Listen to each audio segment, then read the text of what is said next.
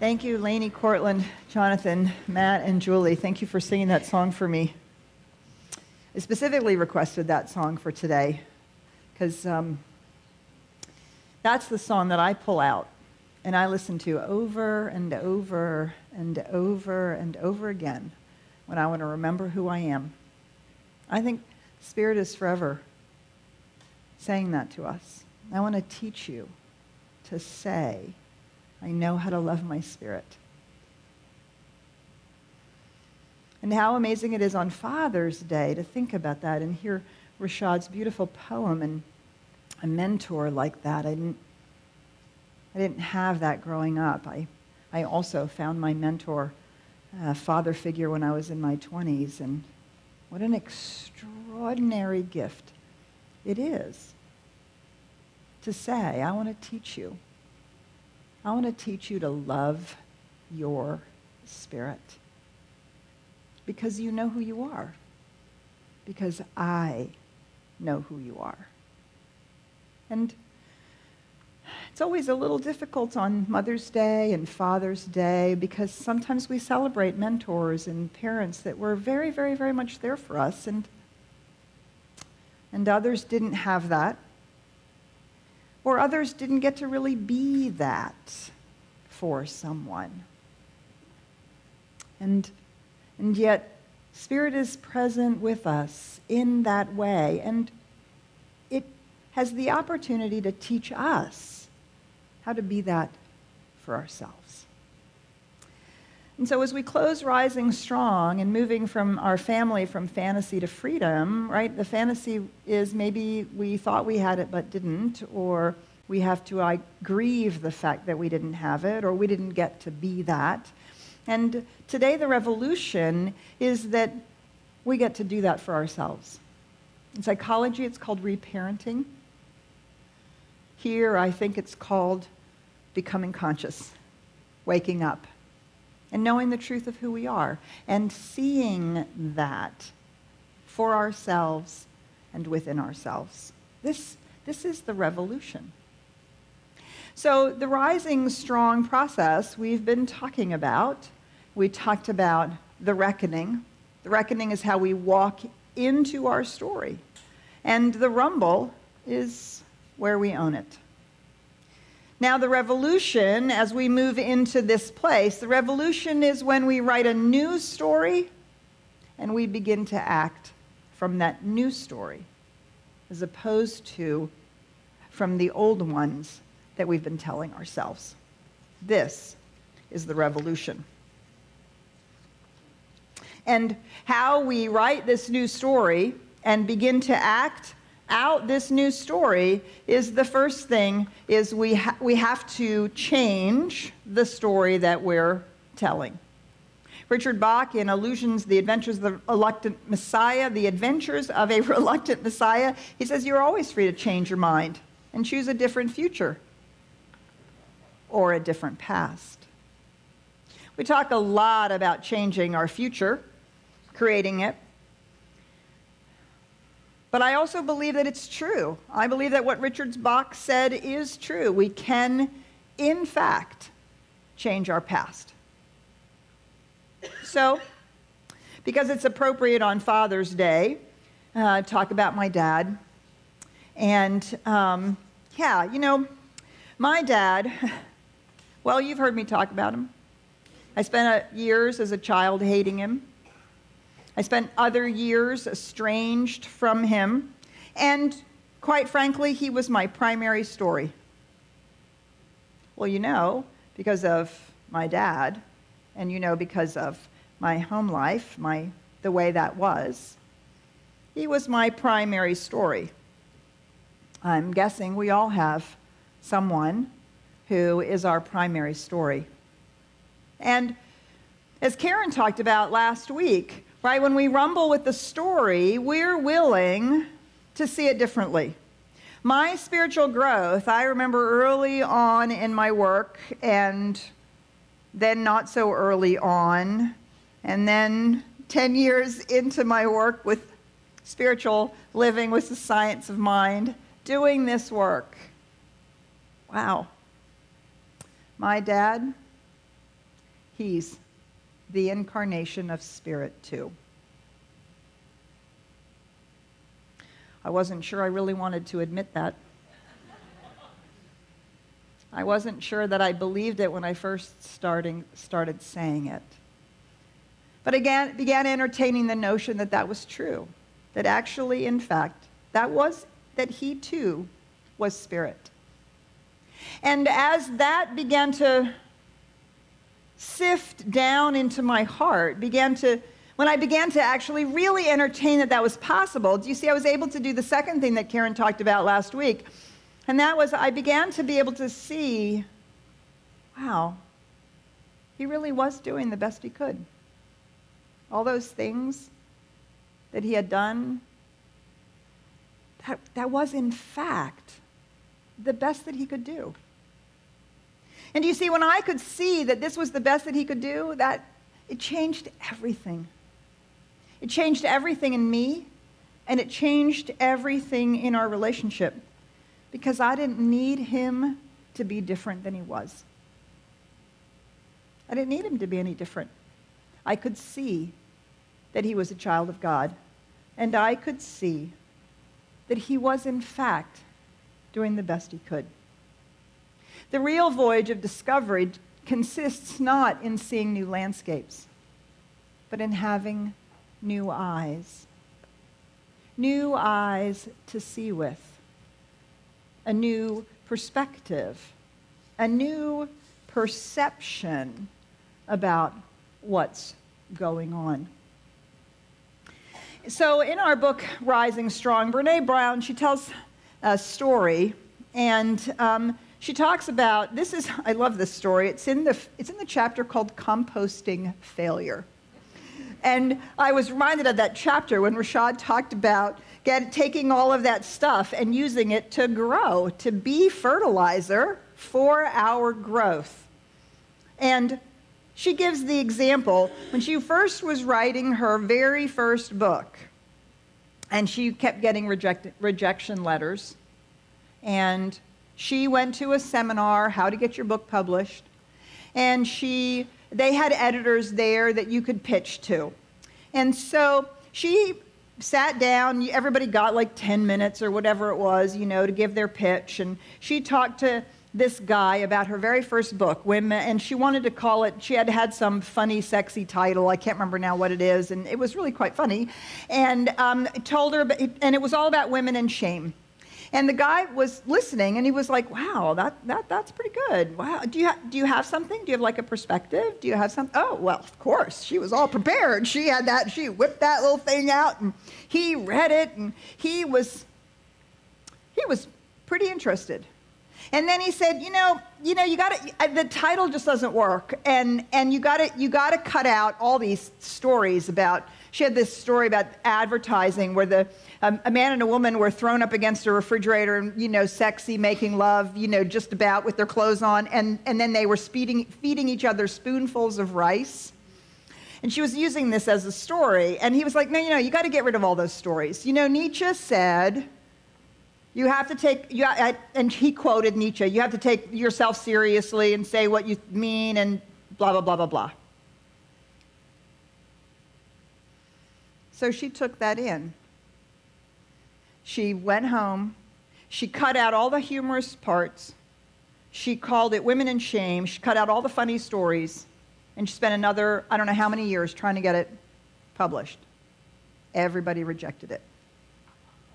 She realized later in composting this failure, letting it fertilize her growth, that she had axed herself out of her own story in service to what somebody else's idea was. She says this, I took that Nietzsche advice and I ran it through my not good enough processor until it morphed into grow up, be serious, and stop clowning around.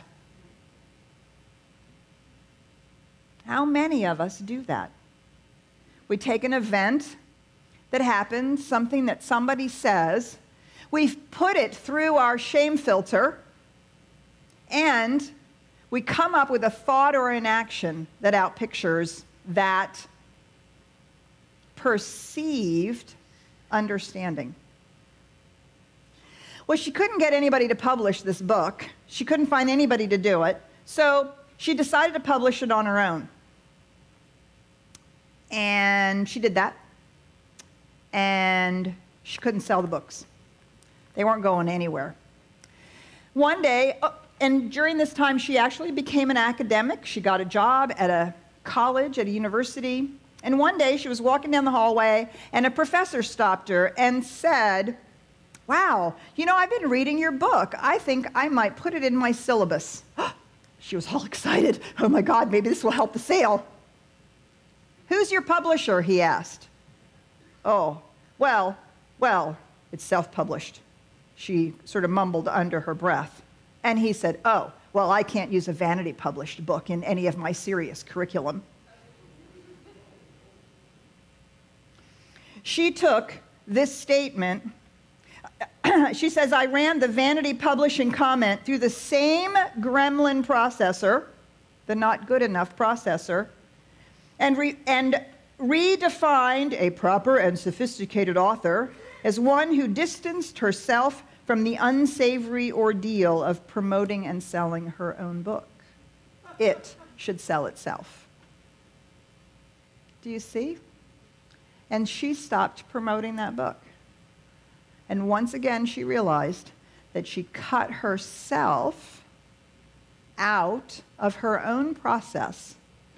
Not so much because of what someone said, but because of the filter that thing went through and how she then perceived it, how she then thought about it. And when we run events through our shame filter, through what we would call in the science of mind our false and limiting beliefs, do you see then the associated thoughts and actions that come after that inevitably shrink us and collapse our ability to operate in the world. Thus, we fear failure. We don't try anymore. We don't go for it. Or we limit ourselves to those things that we know are safe. So our revolution is to actually be in this process differently. Because where do those shame filters come from? Our family of origin, right? So many of them come from our family of origin. And to begin to rewrite our story as we reckon and rumble with what's going on, we can completely evolve the way in which we engage in things. So writing a new story allows for an event to be processed, and for us, it's to be processed through a spiritual or causal filter. And by doing that, a new action, a new thought emerges.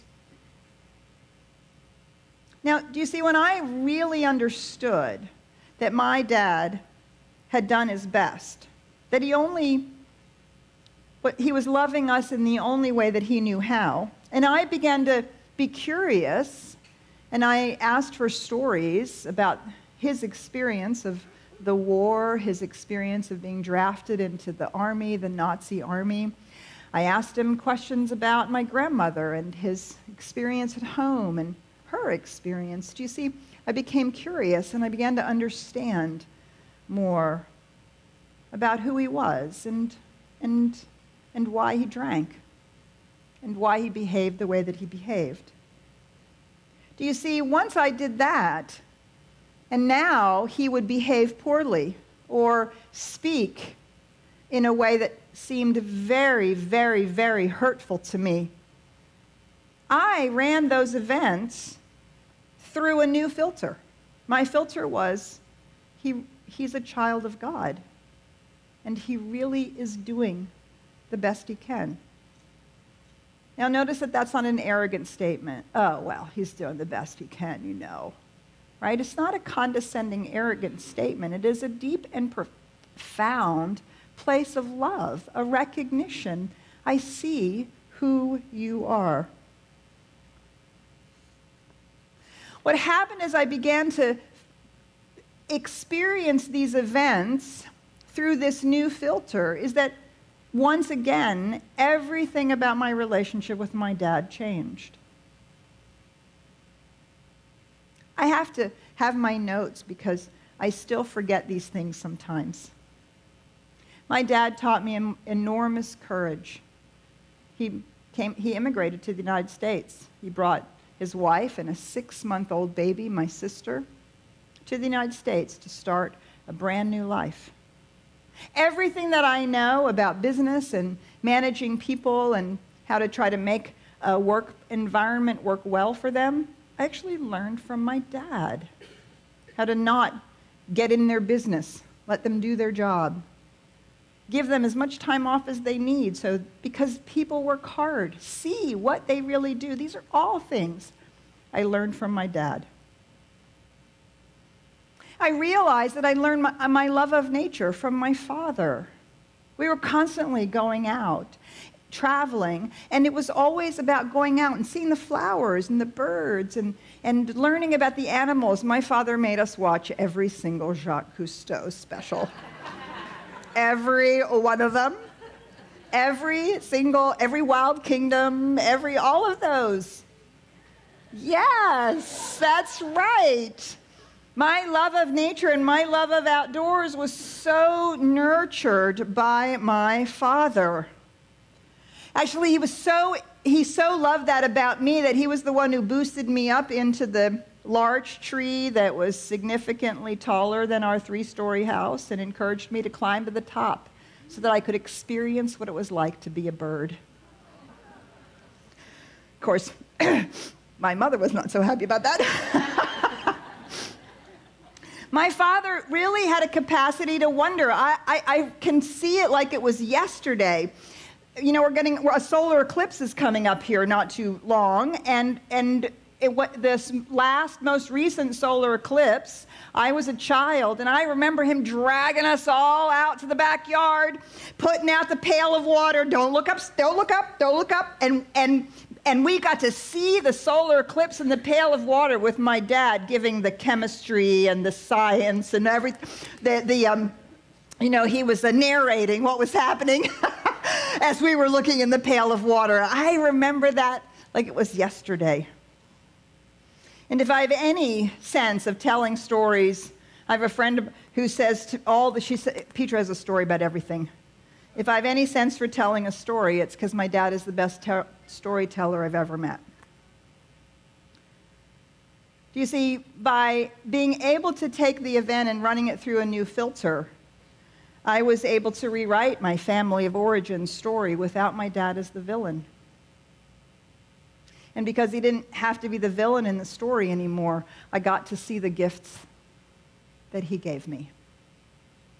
So maybe it's your dad, maybe it's your mom, maybe it's somebody else or a person in your life somewhere along the line, right? We all have these original stories, and we can, in fact, rewrite the past. We rewrite the past by this revolution. Now, there's 2 keys here to this revolution. The first one is to begin to practice when an event happens, is to try to describe it to yourself without any adjectives. Without any adjectives. When we can describe an event without any adjectives, do you see we allow it to be simply the set of things that actually happened? This professor said he doesn't take vanity published books. Do you see? That is a statement of fact without adjectives. When we can describe an event to ourselves without adjectives, do you see, we release ourselves from the old story, because that's where those adjectives come from. It's from the old story. And when we can describe the event without adjectives, we can then immediately ask ourselves, how can I come to this from a causal or spiritual perspective? How can I see it differently? How can I perceive it with the eyes of love, with the eyes of truth, with the eyes of wholeness, with the eyes of causal reality, with the eyes of the power and the presence of the divine? Do you see, these are all ways in which we reshape our filter so that a new story emerges. And from that new story comes new action. This is the power that we have. Now, we have this power not only to write our own new stories, we have this power to write a new collective story as well. And we can not only rewrite our own past, we can rewrite our collective past by choosing to see it a different way. Karen was sharing with me a story she found the other day, and in our divisive cultural milieu today that we have today, a gentleman drove up to a body shop, and his truck had been spray painted with racial slurs. And when the owner of this body shop saw this black man drive up in his truck, he said, oh, no. No. We in Buffalo, we do not behave this way. He had everybody drop every piece of work that they were doing on every other car. They took that truck into the body shop, completely repainted it, made it good as new, and did not charge the man 1 cent. He was writing a new story. This is not how people from this city, this is not who we are. And he, with his ability to see that, started writing a new story. So we can keep writing new stories for ourselves and create new actions and new endings for us. We can write the story that we care for our planet, that we care for each other, that we value differences and celebrate diversity, and that we treat all people equally. You see, when we start writing that story, these are not statements of denial of present issues, but are statements of a profound affirmation from the power that we have to see that we can speak and act from a causal place, and to write that new story. We have the power to not only write that new story collectively, we have the power to write that new story for our own lives as well. The power to tell the truth of who we are. I know how to love my spirit because I know who I am. Do you see, this is the story that we can begin to write for ourselves. We have the power to write the story that we understand that not only is that person spirit incarnate, whoever that person is in our life, so are we. We are the very place where the universal has clothed itself in individuality so that it can express and experience what that is. That is who we are. That is the presence that we have come here to be. And this life is the living playground of spirit. And we are its hands and its voice and its self-awareness. And whether we trample the sandbox or whether we build things together, that is the power that we have to write that story. So we have the power to be the presence of the divine, be the love, be God's love as us. Do you see? That's the power we have. We have the power of God to speak our word, to see and perceive truth, to live from a causal place that we may unfold the new story. This is our spiritual filter. Not that I'm not good enough, but that I am love, that I am truth. And do you see, when we do that individually, then we can do that collectively as well. And we can say, oh, no, this is not how Americans behave. This is not our story. Our story is a story of love, of powerful presence, of divine inclusivity, and of a deep belief in the opportunity of love to express itself as each and every one of us. Do you see? When we heal and move out of our wounded stories of our childhood, we become the light that we were always meant to be. And I think, when I think of fathers and dads,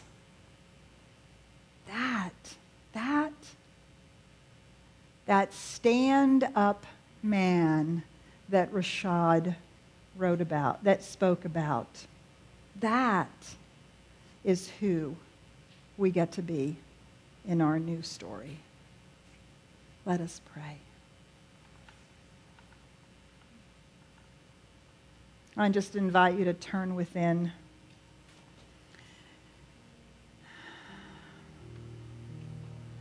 In this moment, in this place, I remember who I am. And I let fear and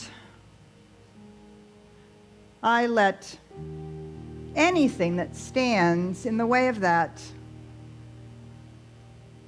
be released. You know, we sing these songs on Sunday morning because they mean something. So I'd like you to listen to this again.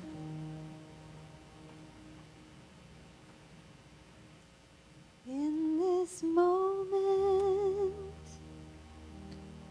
in this place, I remember who I am, letting fear and worry fall away from me. I open my eyes and see there is only love. There is only love. Love that heals, love that sets me free. There is only love. There is only love. There is only love. Love that heals, love that sets me free. There is only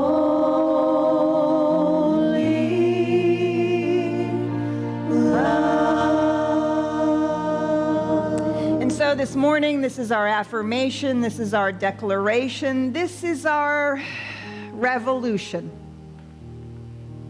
The revolution of love, of truth, of the divine presence in, through, and as each one of us.